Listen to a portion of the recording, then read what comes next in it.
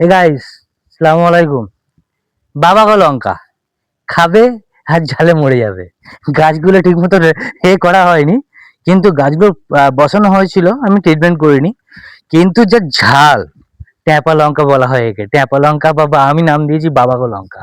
খেলে বাবা বাবা করতে হবে, ঠিক আছে?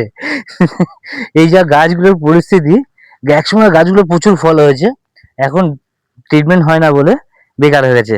আজকে আমার বাবা কিছু লঙ্কা তুলে নিয়ে গেছে এখান থেকে। সেই জন্যই আজকে এই গাছগুলোর নামকরণ করলাম বাবা গো লঙ্কা। সত্যি খুব ঝাল। এর চারা করবো আমি এখান থেকে আরো। তাহলে যদি চারা লাগে বলবে। আহ, লঙ্কাগুলো প্রচুর হয়েছে, কিন্তু লঙ্কাগুলো ট্রিটমেন্ট হয় না বলে আচ্ছা এই পরিস্থিতি। যদি লঙ্কার চারা কারোর লাগে সেটাও বলতে পারো। তা চারা যদি কারোর লাগে সেটাও বলতে পারো।